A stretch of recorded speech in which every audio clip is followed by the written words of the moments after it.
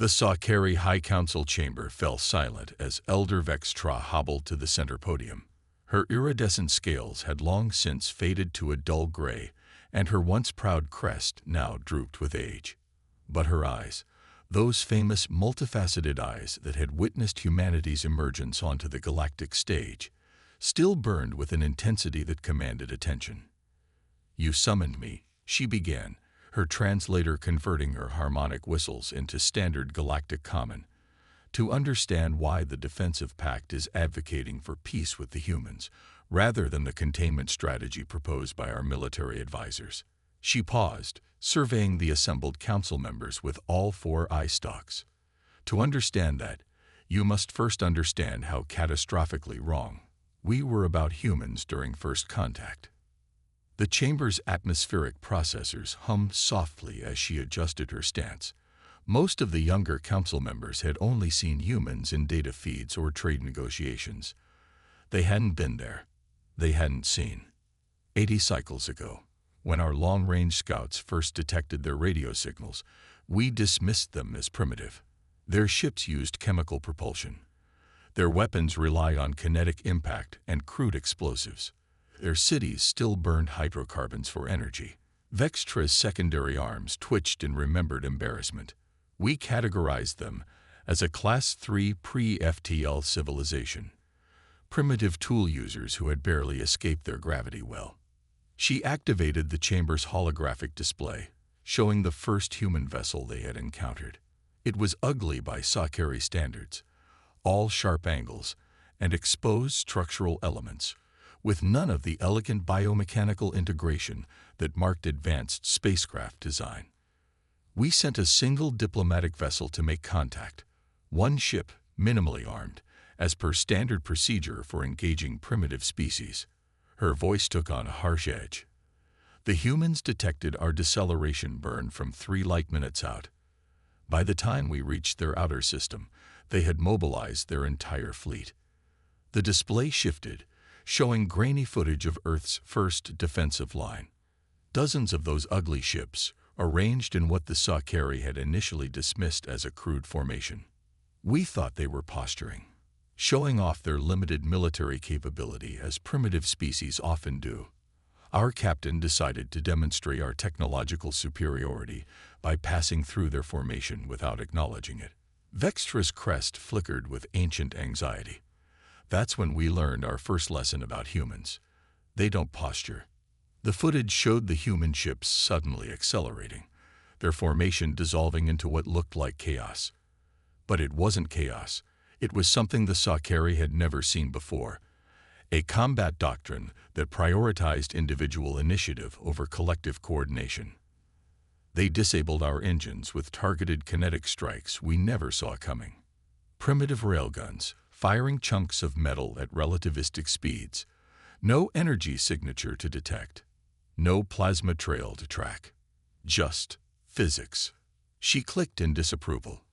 We had become so reliant on detecting energy weapons that we had forgotten the fundamental effectiveness of a rock thrown very, very hard. The chamber's younger members shifted uncomfortably. This wasn't the story they had been taught in their education pods. This wasn't the sanitized version of first contact that appeared in official histories. But here's what truly separated humans from every other species we had encountered. After disabling our ship, they didn't destroy us. They didn't even board us. Instead, they sent us a transmission. Vextra activated the final recording. A human face appeared. Pink, furless, with those unsettling forward-facing predator eyes. "Your drive signature suggests you're not from around here," the human said, smiling to show teeth in what they would later learn was a gesture of friendliness rather than aggression. "We love to talk, but we have some ground rules about unannounced visitors in our solar system. Let us tow you to a safe orbit, and we can discuss proper diplomatic protocols over coffee. We make excellent coffee." Vextra shut off the display. In that single encounter, humans demonstrated everything that makes them unique. Technical innovation hidden beneath apparent primitive design. Tactical brilliance masked by seeming disorder. Overwhelming military capability coupled with diplomatic restraint. and most importantly, their ability to treat a potential first contact scenario as though they were simply meeting new neighbors. She raised herself to her full height, her crest briefly flaring with its old vigor. The containment strategy assumes humans are a military threat to be contained. This is a fundamental misunderstanding. Humans aren't a threat. They're a contradiction. A species that developed nuclear weapons before achieving unified planetary government. A civilization that reached for the stars while still fighting among themselves. Warriors who perfect the art of war while actively seeking peace. The chamber remained silent as she delivered her final assessment. We cannot contain humans because they don't think like us. While we plot strategic containment, they're probably inventing new forms of FTL travel in their garages. While we debate military doctrine, their children are playing games that accidentally evolve into revolutionary battle tactics. While we try to understand them through the lens of our own logic, they're busy defying every pattern we've established for civilized species. Vextra's voice softened. The defensive pact advocates peace with humans not out of weakness, but wisdom. Because the only thing more dangerous than having humans as enemies is missing the opportunity to have them as allies. She turned to leave, then paused. Oh, and they did make excellent coffee. Still do. I recommend trying it at least once before voting on the containment proposal. It might help you understand why trying to contain humans is like trying to contain a solar flare. The very attempt proves you don't understand what you're dealing with. Specimen log. Earth date 2247. Xenobiological Research Station Gamma. Dr. Kithrix began her recording, her secondary appendages adjusting the neural interface. The holographic display before her showed centuries of compiled human combat footage, medical data, and psychological profiles. This marks my 30th year studying human psychological warfare adaptations, and I believe I've finally identified the key factor that makes them such extraordinary warriors. She manipulated the display, bringing up a three-dimensional model of the human brain alongside various predator species from across the galaxy. The traditional assumption was that humans are dangerous because they evolved as apex predators. This is fundamentally incorrect. Humans aren't apex predators. There's something far more interesting: successful prey that learn to become predators. The display shifted to show early human evolutionary data. Most predator species evolved straightforward hunting patterns, pursuit or ambush, with clear biological adaptations to support their chosen strategy. But humans had to survive being prey first. This created a fascinating psychological framework that most military analysts completely misunderstand. Kithrix brought up footage from the Battle of Proxima, where a single human destroyer had managed to evade 3 hegemony battlecruisers for 6 days in an asteroid field. Look at their combat behavior. When outmatched, they don't follow predator patterns of fight or flight.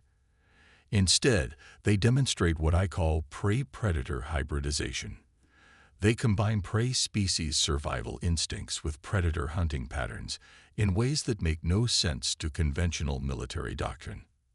She highlighted tactical analyses from multiple engagements. Humans will retreat like prey, drawing pursuers into prepared positions. Then suddenly, they switch to predator behavior, turning to fight with devastating effectiveness. They combine the patience of prey with the aggression of predators, the caution of the hunted with the confidence of hunters.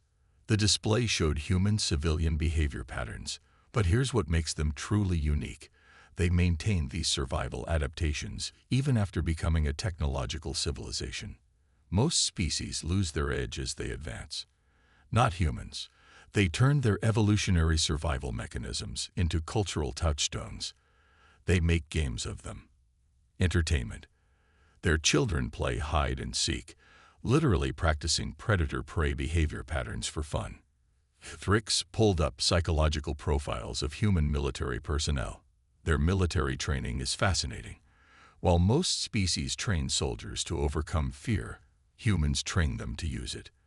They understand fear intimately because their ancestors lived with it daily.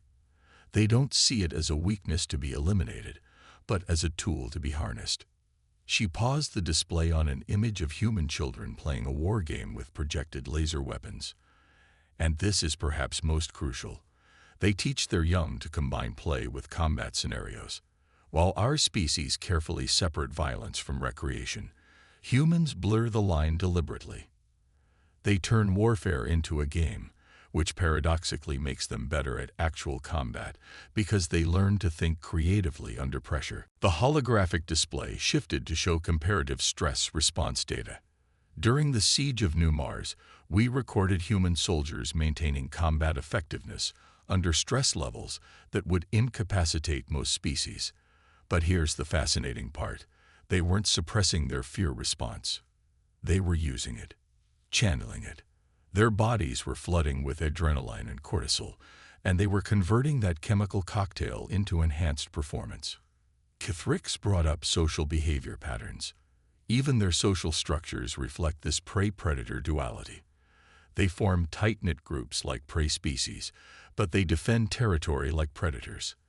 They show incredible empathy, a prey species trait, while simultaneously maintaining the capability for calculated violence that would make apex predators proud.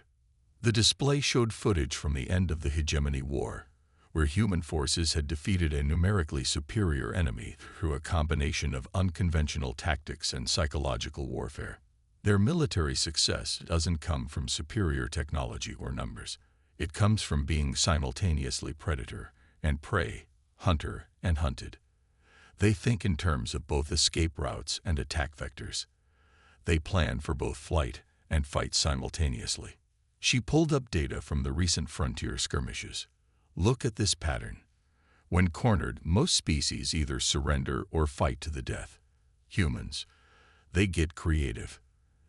They see options where other species see none because they're operating on a different psychological framework. They combine the desperation of prey with the cunning of predators. Thrix began her conclusion, her appendages moving rapidly across the interface. My recommendation to the Galactic Council is this. Stop trying to classify humans as either predators or prey. Their strength lies in being both. They can shift between these roles seamlessly, using whichever set of instincts best serves their current situation. This makes them unpredictable by conventional military standards, and unpredictability is often more valuable than raw strength in warfare. She added a final note. Perhaps most importantly, understand that humans are aware of this duality. They study their own psychology, understand their own contradictions. They know they're neither pure predator nor pure prey, and they've turned this understanding into a tactical advantage. In many ways, humans aren't just warriors. They're warriors who have achieved psychological self-awareness about what makes them effective warriors. The recording paused as an alert flashed across her display. Another human ship was requesting permission to dock with the research station. Kithrix felt her chromatophores flutter with excitement. More data to collect, more patterns to analyze, more insights into the species that had turned their evolutionary compromise into a military advantage. End log, she said, already preparing her interview questions. Though perhaps end is the wrong word when dealing with humans. They do so hate endings. They prefer to see everything as a potential new beginning, even defeat. Especially defeat. Captain Sarah Chen of the UES Daedalus watched the tactical display with an expression that her alien opponents would have found disturbingly calm.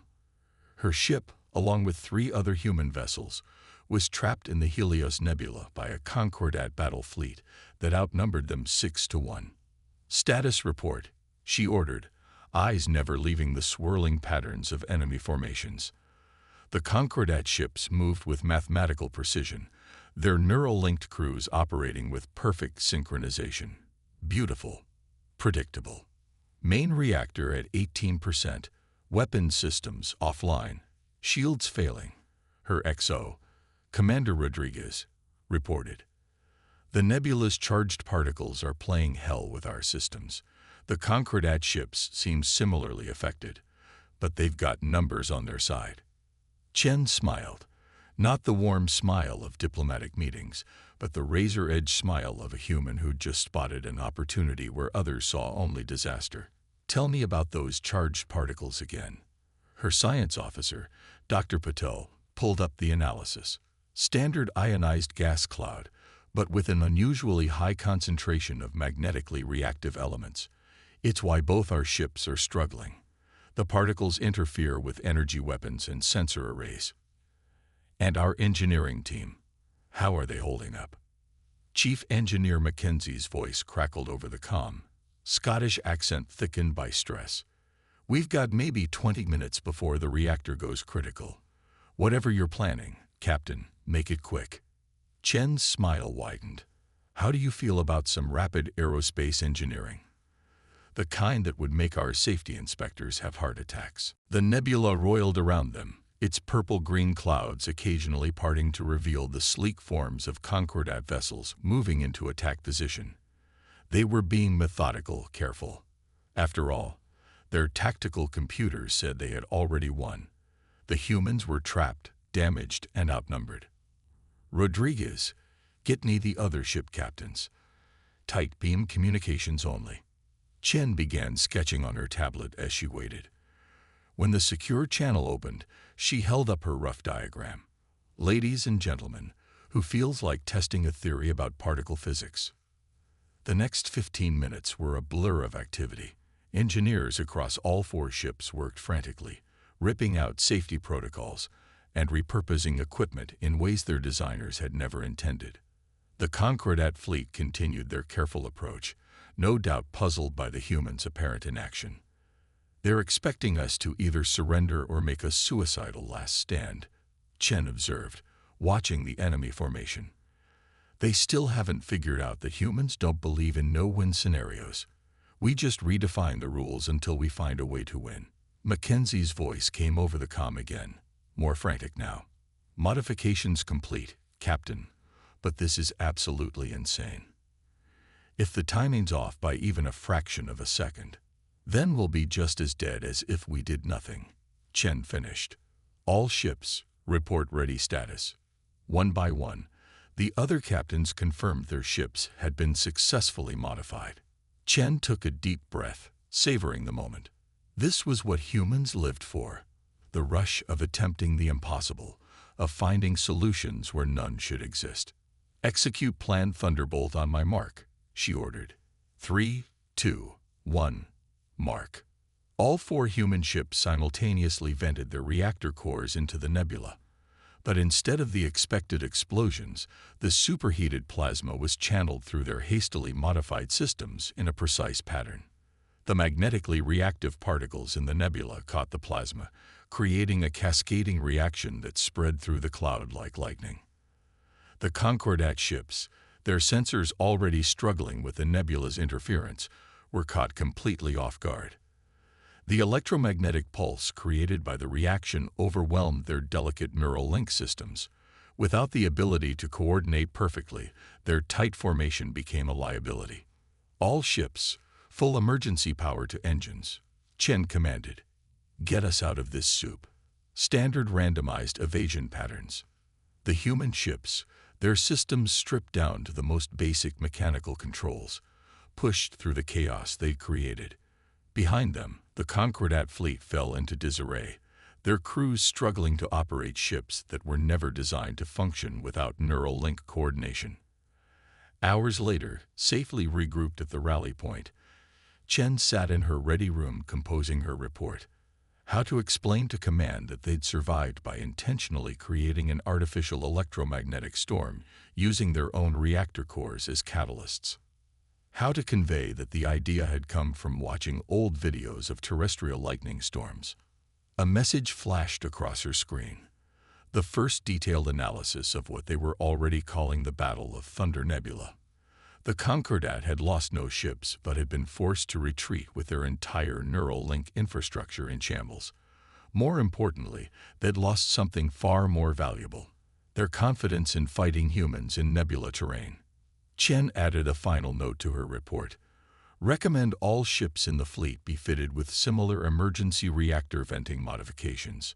Also recommend a study into other possible applications of nebula particle physics in combat scenarios.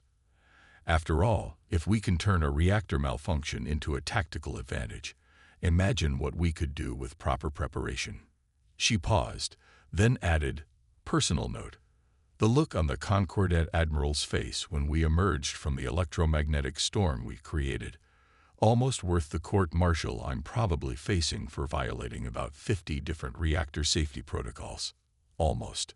The report sent, Shen leaned back in her chair and gazed out at the stars.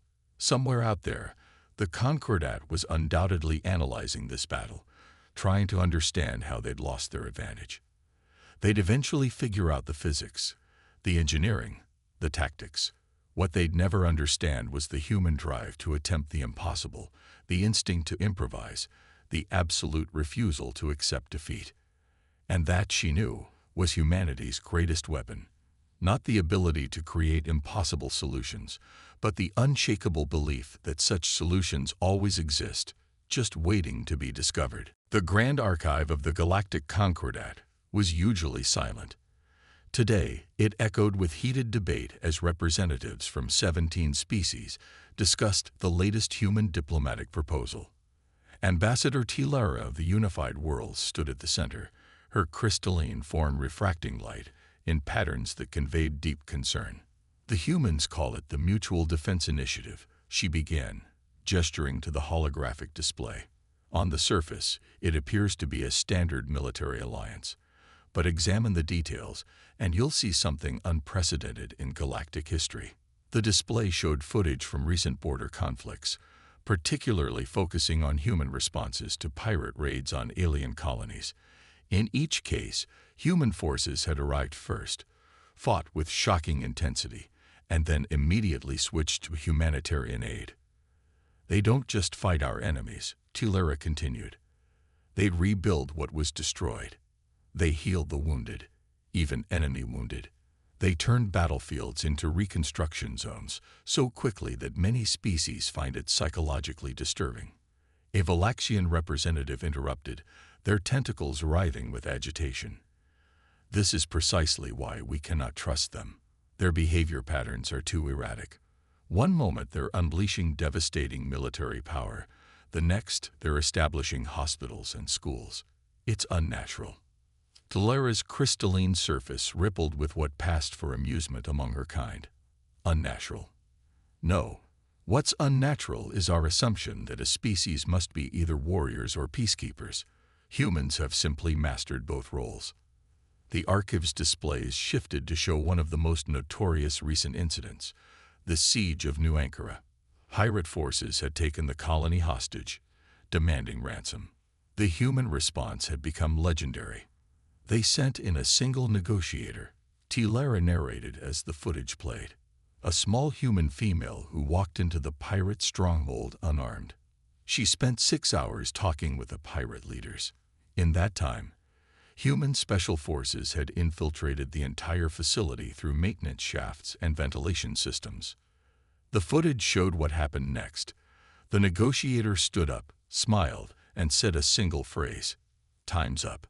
In the next 30 seconds, every pirate leader was neutralized with precise, non-lethal strikes. Not a single hostage was harmed. But here's what makes humans truly unique, Tilara continued. That same negotiator stayed on New Ankara for 6 months afterward, establishing rehabilitation programs for the captured pirates.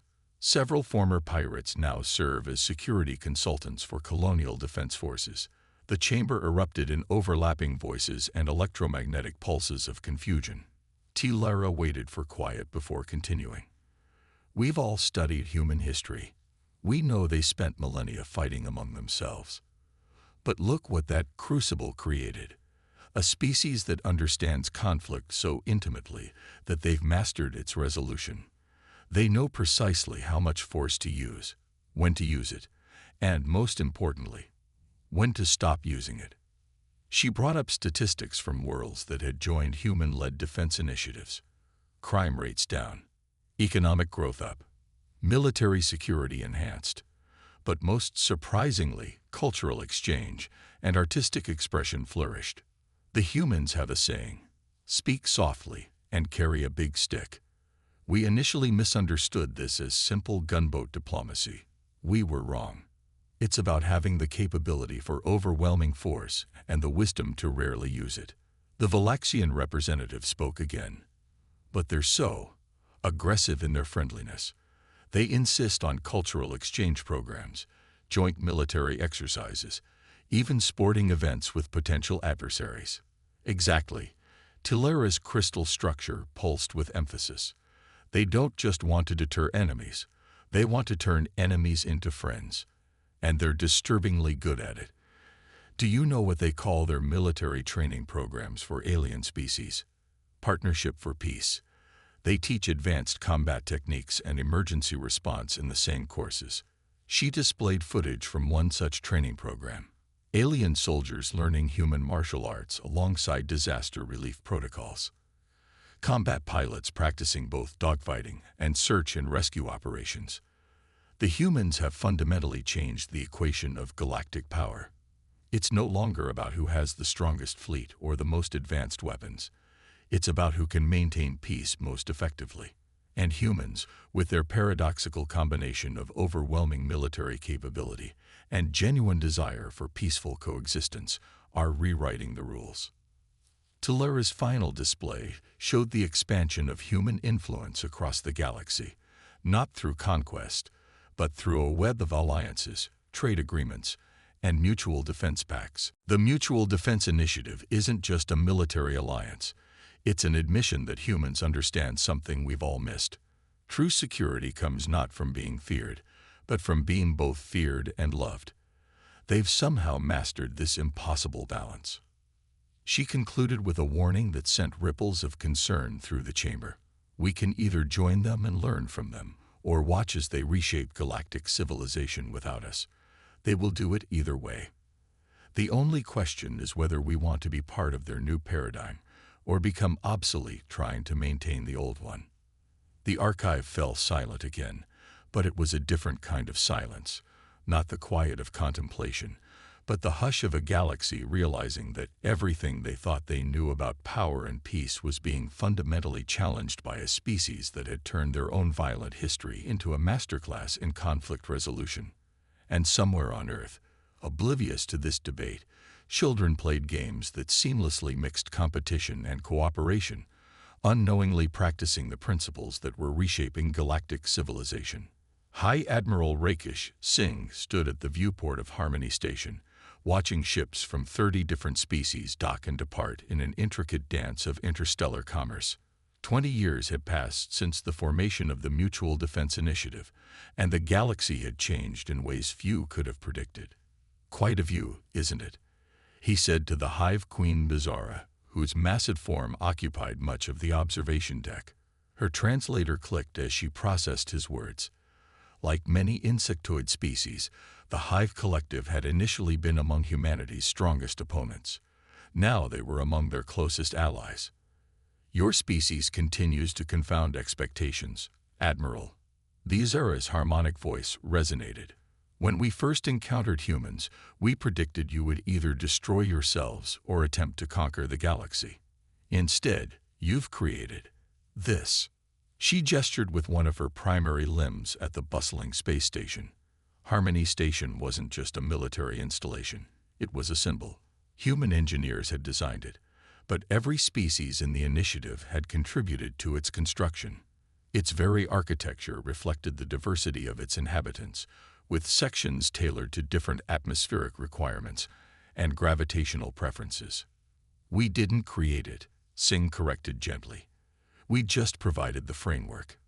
Everyone built it together. A commotion near one of the diplomatic docks drew their attention. A group of young cadets, human, Hive, Valaxian, and others, were returning from their first joint patrol. They moved with the easy camaraderie that only shared experience could forge. There, Singh pointed. That's what we really brought to the galaxy. Not our technology, not our military doctrine, but our understanding that strength comes in many forms. These eras' antennae twitched, and what Singh had learned was amusement. You taught the galaxy that the fiercest warriors can also be the most dedicated peacekeepers, a paradox that still makes many species uncomfortable. Paradox is humanity's natural state. Singh smiled. We thrive on contradictions. We build weapons in the hope of never using them. We train for war to better preserve peace. We celebrate our differences while searching for common ground. The station's holoprojectors activated, displaying a tactical map of known space. Green indicators showed trade routes now protected by joint initiative patrols. Red markers indicated declining instances of piracy and armed conflict. Your battle fleets now protect our worlds, Bezara observed. Yet you've never established a single permanent military base without explicit permission. Your soldiers will die defending alien civilians, yet you refuse to interfere in internal political matters. Singh nodded. The old saying was walk softly and carry a big stick. We modified it. Walk softly, carry a big stick, and use that stick to help others build their own houses. A notification flashed across the tactical display. Another group of worlds requesting to join the initiative.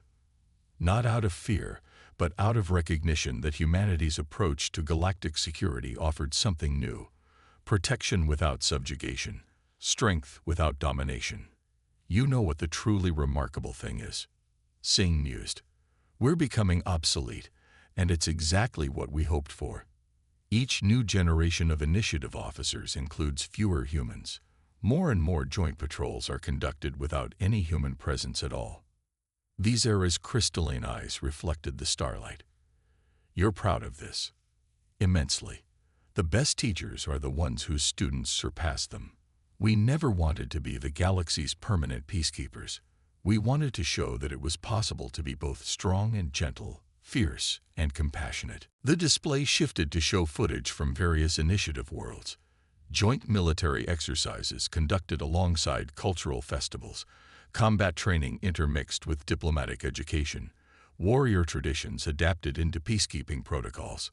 Humans, Bezara chittered softly, turned warfare into an art form, then turned that art form into a template for peace. My predecessors would never have believed it possible. Singh checked his comm unit as another alert came through. Excuse me, Your Majesty. The new class of initiative cadets is graduating. Would you like to attend? I believe several of your own offspring are among them. As they made their way to the graduation ceremony, they passed through corridors where representatives of once hostile species now worked together daily. Children from different worlds played in designated recreation areas, their laughter transcending species barriers.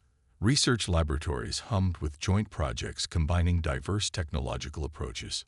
The graduation ceremony itself was a testament to how far things had come. Cadets took their oaths in multiple languages, swearing to defend not just their own worlds, but all peaceful species.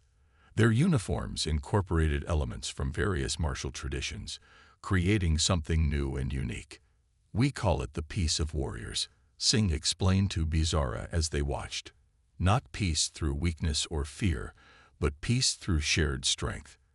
Peace maintained by those who understand war well enough to prevent it. As the ceremony concluded, the station's lights dimmed to simulate night for its diurnal inhabitants. Yet the work of peace continued. Patrol ships launching, diplomatic meetings convening, cultural exchanges flowing. The Peace of Warriors wasn't a state of affairs.